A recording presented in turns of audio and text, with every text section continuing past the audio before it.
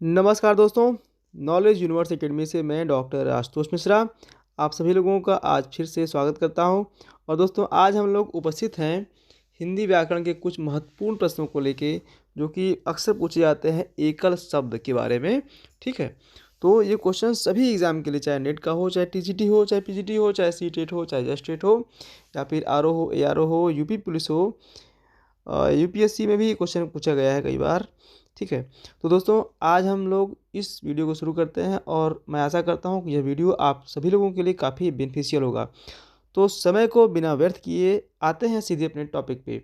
हिंदी व्याकरण एकल शब्द अर्थात एक शब्द, अनेक शब्दों के लिए एक शब्द। तो जो दिखाई न दे, जो दिखाई न दे, इसके लिए एक शब्द क्या होगा दोस्तों? तो आप लोग कमेंट भी कर सकते हैं, क्योंकि यह वीडियो जा रहा है हर बार की भांति इस बार भी प्रीमियर में। तो एकल शब्द के बारे में बात हो रही है। जो दिखाई न दे उसे क्या कहेंगे दोस्तों? तो उसे क्या कहेंगे आप लोग कमेंट करिए। तो दोस्तों उसे कहेंगे अदृश्य। ठीक है, अगला क्वेश्चन है, जिसका जन्म न हो, जिसका जन्म न हो उसे दोस्तों क्या कहेंगे? तो दोस्तों जिसका जन्म न हो उसका जन्म क्या कहेंगे दोस्तों? उसको कहेंगे दोस्तों जो है अजन्मा। ठीक है, अजन्मा।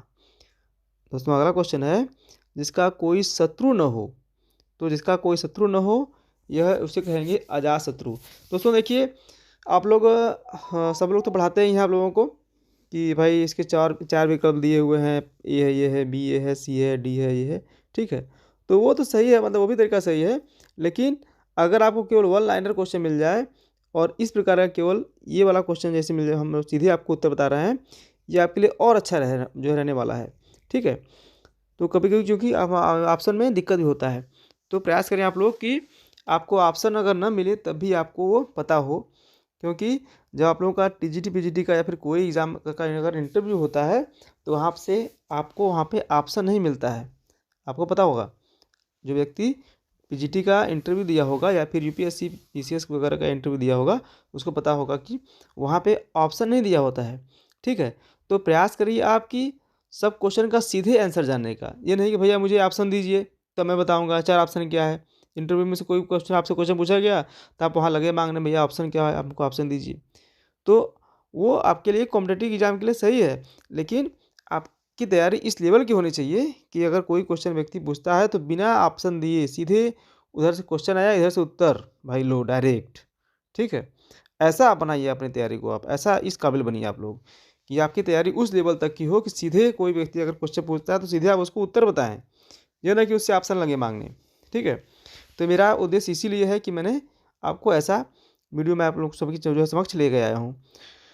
दोस्तों क्वेश्चन नंबर 4 क्या कह रहा है? तो क्वेश्चन नंबर 4 कह रहा है कि जो बूढ़ा ना हो उसे क्या कहेंगे? तो जो बूढ़ा ना हो दोस्तों उसे क्या कहेंगे? तो आप लोग कमेंट करिए, उसे कहेंगे अजर। ठीक है, थोड़ा सा मैं जल्दी जल्दी पढ़ा रहा हूँ क्योंकि कोर्स भी कंप्लीट करना है और वीडियो बहुत लंबा बनाने का भी कोई बहुत ज़्यादा मतलब नहीं होता है, क्योंकि क्वेश्चन कंप्लीट भी होना चाहिए। ठीक है, तो क्वेश्चन नंबर 5 क्या कह रहा है? जो कभी न मरे, जो कभी न मरे भाई उसे क्या कहेंगे? आप लोग कमेंट करिए। तो उसे दोस्तों कहेंगे अमर। आप लोग देखिए क्या है ना, मैं थोड़ा सा जल्दी जल्दी पढ़ा रहा हूँ, आप लोग को अगर पहले ना कुछ देर जो है सोचने का भी मौका मिलता है, मिल जाएगा उसे आपको। अगर उसको आप पॉज कर देंगे तो वीडियो को रोक लें, फिर कुछ देर सोचे मन में, एक दो दो तीन सेकेंड, फिर आपको नहीं आता, अगर आ रहा है तो अच्छी बात है, नहीं आ रहा है तो फिर आगे बढ़ के देख लें। ठीक है, मैं सीधे उत्तर बता रहा हूँ, क्वेश्चन आंसर बताते हुए चल रहा हूँ। दोस्तों जो कभी न मरे उसे क्या कहेंगे? उसे कहेंगे अमर। जो पढ़ा लिखा न हो उसे क्या कहेंगे? उसे कहेंगे अपढ़ या अनपढ़। जिसके कोई संतान न हो उसे क्या कहेंगे दोस्तों? तो जिसके कोई संतान न हो उसे क्या कहेंगे? निसंतान। ठीक है, या फिर इसको कहते हैं निसंतान, क्या मतलब है। क्वेश्चन नंबर 8 क्या कह रहा है? जो उदार न हो, जो उदार न हो उसे क्या कहेंगे? तो उसे कहेंगे अनुदार। ठीक है, जिसमें धैर्य न हो उसे क्या कहेंगे दोस्तों? तो उसे कहेंगे अधीर। भाई ये बहुत अधीर हैं, ये बहुत जल्दी अधीर हो जाते हैं, बहुत मतलब जल्दबाजी करते रहते हैं। जिसमें सहन शक्ति हो उसे क्या कहेंगे? सहिष्णु। सहिष्णु। जिसके समान दूसरा न हो उसे क्या कहेंगे दोस्तों? उसे कहेंगे अनुपम। ठीक है, जिस पर विश्वास न किया जा सके, मतलब कि जिस पर विश्वास नहीं हो उसे क्या कहेंगे? अविश्वसनीय। क्या कहेंगे भाई? उसे कहेंगे अविश्वसनीय। ठीक है, जिसकी थाह न हो उसे क्या कहेंगे दोस्तों? तो उसे आप लोग कमेंट करिए जल्दी जल्दी। उसे कहेंगे भाई कि अथाह। दूर की सोचने वाला, इसे भाई क्या कहेंगे? दूरदर्शी। ठीक, लोग कहते हैं भाई कि ये भाई हमारे जो दादाजी थे बहुत दूरदर्शी थे, भाई हमारे पिताजी दूरदर्शी थे, मतलब कि दूर की सोचने वाले थे। दूरदर्शी मतलब कि ये नहीं कि यहाँ से पूरा उनको लंदन तक दिखाई दे रहा है। ठीक है, दूरदर्शी मतलब उनको भी कहा गया था, हमारे जो है जटायु जी के। जब जटायु जी से पूछा गया कि भाई बताइए तो उधर आपको सीता जी दिखाई दे रही हैं, तो उन्होंने कहा था हाँ, गिद्धे दृष्टि अपार, मैं देखूँ तुम ना ही। तो यहाँ उनकी बात नहीं हो रही है। दूर की जो सोचने वाला होता है उससे भी दूरदर्शी ही कहा जाएगा। ये नहीं कि दूर तक देखने वाला, ये खड़ा हुआ बनारस में उसको दिख रहा है पूरा लंका। ठीक है, ऐसा नहीं। तो दूर की सोचने वाला भाई क्या है? उसे कहा जाएगा दूरदर्शी। जो दूसरों पर अत्याचार करे उसे क्या कहेंगे? जो दूसरों पर अत्याचार करे उसे कहेंगे अत्याचारी। जिसके पास कुछ भी न हो उसे क्या कहेंगे? जिसके पास कुछ न हो उसको उसे कहेंगे अकिंचन। ठीक है, अकिंचन प्रेम की मूर्ति, एक कहानी जो है पद भी है। चलो पढ़िएगा। अगला है, दूसरे देश से अपने देश में सामान आना, मतलब सामान आना। ठीक है, मतलब इम्पोर्ट। तो क्या है भाई? आयात। ठीक है, अपने देश से दूसरे देश में सामान जाना उसे क्या कहेंगे? निर्यात। आपको पता होगा, ये तो हम लोग को क्लास 6 में पढ़ाया जाता था जब हम लोग छोटे छोटे थे। जो कभी नष्ट न हो उसे क्या कहेंगे? उसे कहेंगे अनश्वर। जिसे कोई जीत न सके उसे क्या कहेंगे? जिसे कोई जीत न सके अजेय। अपनी हत्या स्वयं करना, अपनी हत्या जो स्वयं करता है भाई उसे क्या कहेंगे? उसे कहते हैं आत्महत्या। ठीक है, जिसे दंड का भय न हो, जिस व्यक्ति को दंड का भय न हो उसे क्या कहेंगे? उदंड। जैसे कुछ लोग होते हैं ना भाई, कहते हैं लोग भाई कि ये बड़ा उदंड बालक है, यह महिला बहुत उदंड है, यह पुरुष बहुत उदंड है, यह बच्चा बहुत उदंड है, मतलब कि उससे दंड का फर्क ही न जो कोई ना हो। खूब उसको मारिए, खूब लतियाइए, खूब गरियाइए, लेकिन भाई चूंकि वो उदंड है तो अपना वो दुष्पना करेगा ही। तो कहा गया है इसीलिए कि भाई जिसे दंड का भय न हो, अर्थात उदंड। ओके। अगला क्वेश्चन क्या कह रहा है भाई? अगला क्वेश्चन कह रहा है कि जिस भूमि पर कुछ न उग सके, जिस भूमि पर कुछ न उग सके उसे क्या कहेंगे? तो जिस भूमि पर कुछ न उग सके उसे कहेंगे दोस्तों ऊसर। अगला क्या है? जनता में प्रचलित सुनी सुनाई बात, जनता में प्रचलित सुनी सुनाई बात को क्या कहेंगे भाई? उसे कहेंगे किंवदंती, मतलब कि लोगों के द्वारा जो बातें कही जाती हैं उसे कहा जाता है किंवदंती। ठीक है, अगला है, अगला है जो उच्च कुल में उत्पन्न हुआ हो, जो मतलब कि कुलीन हो, तो क्या भाई कहा जाएगा? देखिए मैंने आपको उत्तर ही बता दिया, मतलब कि कुलीन, जो व्यक्ति उच्च कुल में पैदा होता है उसे कहते हैं कुलीन। अब उच्च कुल क्या होता है आप लोग ये भी जान लीजिए। उच्च कुल निम्न कुल, जैसे कि ब्राह्मण हो गए, क्षत्रिय हो गए, ठीक है, वैश्य हो गए, इनको उच्च कुल कहा गया है। और जो एससी के बच्चे हो गए, एसटी के बच्चे हो गए, उन लोगों को थोड़ा सा माना जाता है कि भाई ये लोग कुलीन नहीं है, मतलब कि जो सवर्ण है उन्हीं को कुलीन माना गया। ऐसे आप ऐसे मान के चलिए आप। ठीक है, उसे आप जनरल करेंगे, ओबीसी करेंगे, एससी एसटी करेंगे तो अलग बात उसमें जो है बातें आ जाएंगी। लेकिन आप लोग मान के चलिए कि जो उच्च वर्ग में पैदा हुआ है वो जनरल में है, बाकी जो निम्न कुल में है वह जो है उसमें जो है ओबीसी एससी लोग आते हैं। ऐसा मान के चलिए आप। दोस्तों अगला क्वेश्चन है क्वेश्चन नंबर 26। वो कह रहा है कि जिसकी सब जगह बदनामी हो, जिसकी सब जगह बदनामी हो, जो है वह सब जगह बदनाम हो, तो क्या कहा जाएगा उसे? कुख्यात। ठीक है, कुख्यात, भाई ये बहुत कुख्यात आदमी है। जैसे कि वो जो अंगुली बाल था वो बदनाम बदनाम था कि भाई सबका उंगलियां काटता है मार मार के वो। ठीक है, पहले गला काटता है फिर उंगली काटता है, तो वो कुख्यात था उंगली काटने के लिए, मतलब बदनाम था उंगली काटने के लिए। ठीक है, फूलन देवी थी ऐसे ही, वह लोगों को मारने के लिए कुख्यात थी। ठीक है, इसी तरह से वो था जो वो था भाई, जो बीरपनवा था, कहाँ का था वो? हाँ उधर का था ही, साउथ का। तो वो भी लोग चंदन का तस्करी करता था वो, और वो भी कुख्यात था भाई, ये चंदन का तस्कर है, चंदन का लकड़ी को चुराता है, काटता है, उसकी तस्करी करता है, तो वो भी कुख्यात था।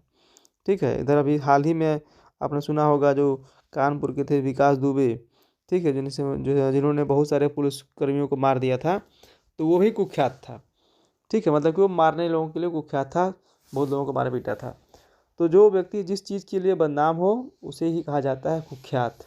ठीक है, अगला क्वेश्चन है, अगर जैसे कि हमारे जो राहुल गांधी जी हैं वो भी कुख्यात हैं। अब किस लिए कुख्यात हैं आप भी, आपको पता होना होगा, पता ही होगा, उसमें मैं क्या कहूँ। अगला क्वेश्चन है, जो क्षमा के योग्य हो, जो क्षमा के योग्य है भाई क्या है? क्षम्य है। शीघ्र नष्ट होने वाला, जो शीघ्र नष्ट होने वाला है भाई वो क्या है? वह क्षणभंगुर है। अगला क्या है, कुछ दिनों तक बने रहने वाला, कुछ दिनों तक बने रहने वाला भाई क्या है, टिकाऊ। ठीक है, मतलब कि जो कुछ दिन तक जिसका अस्तित्व रहे, चाइना के माल की तरह तुरंत ना हो। भाई लोग कहते हैं ना कि भाई चाइना का माल टिकाऊ नहीं होता है, तो क्यों कहा जाता है, क्योंकि चाइना माल का माल चला तो चाँद तक नहीं तो शाम तक, ये भी कहा गया है, मतलब कि वो टिकाऊ नहीं होता है, चल गया तो चल गया आपका भाग, नहीं चला तो वो शाम तक भी नहीं चलेगा। ठीक है, मतलब कि वो टिकाऊ नहीं होता है। तो ये बात हो गई चाइना के माल की। अगला क्वेश्चन है क्वेश्चन नंबर 30। पति पत्नी का जोड़ा, पति पत्नी का जोड़ा दंपति। ठीक है, दंपत्ति भी इसे लोग कहते हैं, लेकिन सही वर्ड यही है, दंपति। ठीक है, अगला जो क्वेश्चन दोस्तों है वो है जो कम बोलता हो, जो कम बोलता हो अर्थात मितभाषी, मतलब भाई मितभाषी अल्पभाषी, लेकिन यहाँ मितभाषी ही सही होगा। जो कम बोलता हो मितभाषी, जो अधिक बोलता हो वाचाल। ठीक है, जो व्यक्ति जो बच्चा अधिक बोलता है, जो पुरुष व्यक्ति है, जो कोई व्यक्ति अर्थात अगर अलग मतलब बहुत ज़्यादा बोलता है तो उसे कहा जाएगा भाई ये बहुत वाचाल हैं, बहुत ज़्यादा बोलते हैं, ये बहुत ही वाचाल हैं। तो दोस्तों अगला क्वेश्चन आप लोगों के स्क्रीन पे है वो है जिसका पति जीवित हो सधवा। ठीक है, मतलब जिसका पति जिंदा है उसके साथ हो कहा जाएगा भाई सधवा है, और जिसका पति अगर सधवा ये है तो विधवा कौन होंगी, अर्थात मतलब कि जिसका पति जीवित नहीं है। ठीक है, तो आप लोग जान लीजिए कि सधवा मतलब जिसका पति जीवित हो, विधवा विधवा मतलब जिसका पति न हो, मतलब कि वो डेथ कर गया हो, मर गया हो। ठीक है, तो उसे कहा जाएगा विधवा। दोस्तों अगला क्वेश्चन है और वो है जिसमें रस हो सरस, जिसमें रस न हो नीरस, ये भी क्लियर है, जिसमें रस भाई है वो सरस हो गया, और जिसमें रस नहीं है वो नीरस हो गया। ठीक है, तो नीरस मतलब कि ऐसा नहीं कि कहीं रस की बात यहाँ हो रही है, नीरस मतलब कि होता है भाई कि भाई इनकी जो पंक्तियाँ हैं बहुत नीरस हैं। ठीक है, जैसे आजकल कुमार विश्वास को भाई बहुत ही उनके लोग कहते हैं भाई ये बहुत ही सरस रचना लिखते हैं, मतलब कि इनकी पंक्तियों को सुनने पर बड़ा अच्छा अनुभूति होता है। जैसे आपने आप लोगों ने उनका सुना होगा, कोई दीवाना कहता है कोई पागल समझता है, मगर धरती की बेचैनी को बस बादल समझता है। तो ये पंक्तियाँ सुनने पर हमको क्या लगता है, कैसी भावना हमारे अंदर उत्पन्न होती है। जब आपने यह पंक्तियाँ पहली पहली बार सुनी होंगी तो आपके अंदर कितनी अच्छी अनुभूति आई थी। तो वही कहा जाएगा कि बहुत ही सरस पंक्तियाँ लिखते हैं और इनकी पंक्तियाँ बहुत ही सरस है। और इसी प्रकार से अगर कोई रोनपट वाला गाना लिखने लगे, जैसे कि मैं नीर भरी दुख की बदली परिचय इतना इतिहास यही उमड़ी कल थी मिटा आज चली, ये भाई कौन लिखा था, ये लिखा था हमारी महादेवी वर्मा ने लिखा था, जिन्हें आधुनिक युग की मीरा भी कहा जाता है। तो इनका जितना भी पंक्तियाँ था अधिकांश पंक्तियाँ रोनपट वाला मतलब वो भी अच्छी ही मानी जाएंगी, लेकिन नीरस मानी जाती हैं, बहुत ही रोनपट वाली हैं, मतलब उसको सुनने पर बहुत ही थोड़ा सा दुख होता है। ठीक है, तो कुमार विश्वास की पंक्तियों को सरस के माध्यम से आप समझिए भाई सरस हैं, और हमारे जो महादेवी वर्मा जी हैं उनकी पंक्तियों को हम लोग नीरस मान सकते हैं, हालांकि वो भी सही है लेकिन नीरस हैं। ठीक है दोस्तों अगला क्वेश्चन है आप लोगों के स्क्रीन पे और वो है भलाई चाहने वाला, भलाई चाहने वाला हितैषी। भलाई जो व्यक्ति चाहता है किसी का भाई कहा जाता है भाई ये बहुत हितैषी हैं। जैसे कि हमारे पिताजी बहुत हितैषी हैं, हमारे भाई साहब बहुत हितैषी हैं। ठीक है, मैं आपका हितैषी हूँ, मतलब कि मैं आपकी भलाई चाहता हूँ। ठीक है दोस्तों अगला क्वेश्चन है दूसरों की बातों में दखल देना। कुछ लोग होते हैं ना दोस्तों, कहते हैं कि हमेशा अपने बातों पर दखल नहीं देंगे, वो हमेशा दूसरों की बात ध्यान देते रहते हैं, उनकी बातों में दखल देते हैं, तो उसे क्या कहा जाएगा, हस्तक्षेप।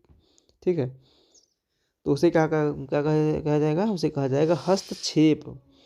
दिल से होने वाला हार्दिक, जो कहते हैं ना आप लोगों की आपको जन्म की हार्दिक शुभकामनाएं, या फिर आपको स्वतंत्रता दिवस की हार्दिक शुभकामनाएं, मतलब कि हृदय से, दिल से। ठीक है, वैसे ये बना है, ये हार्दिक शब्द बना है हृदय से, दिल से नहीं बना है। ठीक है, तो हार्दिक शब्द बना है हृदय से। जिसमें दया न हो, तो दोस्तों इसका उत्तर होगा निर्दय। ये देखिए यहाँ लिखा हुआ है निर्द, लेकिन यहाँ होना चाहिए, थोड़ा सा गलत हो गया है, तो यहाँ आप लोग यह मान लीजिए कि आगे यह भी है। ठीक है, निर्दय है, निर्द नहीं होता है, निर्दय होता है। ठीक है, जिसमें दया न हो उसे क्या कहा जाएगा, उसे कहा जाएगा निर्दय। ठीक है, अगला क्वेश्चन दोस्तों है और वो है आप लोगों के स्क्रीन पे, वो है जो सब जगह व्याप्त हो, सर्वव्यापक। जानने की इच्छा रखने वाला, जिज्ञासु, जानने की इच्छा रखने वाला, आपको पता ही है जिज्ञासु। सप्ताह में एक बार होने वाला साप्ताहिक, और साहित्य से संबंध रखने वाला साहित्यिक, मांस खाने वाला मांसाहारी, जिसके आने की तिथि न हो अर्थात अतिथि, जिसके हृदय में दया न हो, दया दया हो नहीं, सॉरी, जिसके हृदय में दया हो तो क्या कहा जाएगा, दयालु या फिर दयावान। इसको जो है दयावान भी कहा जाएगा और साथ साथ दयालु भी कहा जाएगा। क्या कहा जाएगा, थोड़ा सा गलत हो गया, दयालु। थोड़ा सा मेरा भाई राइटिंग इसमें थोड़ा सा लिखने में दिक्कत हो रहा है। वैसी राइटिंग मेरी बहुत अच्छी है लोग कहते हैं, लेकिन थोड़ा सा इसमें लिखने में मुझे दिक्कत हो रहा है, ठीक है, क्योंकि ये स्क्रीन पे हो रहा है।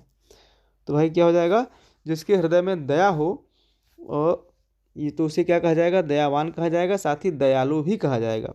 ठीक है दोस्तों, अगला क्वेश्चन आप लोगों के स्क्रीन पे, और वो इस प्रकार से है, और वो क्या कह रहा है कि जो चित्र बनाता हो चित्रकार, जो चित्र बनाता हो चित्रकार, विद्या की चाह रखने वाला, विद्या की जो चाह रखता है उसे क्या कहा जाएगा, विद्यार्थी।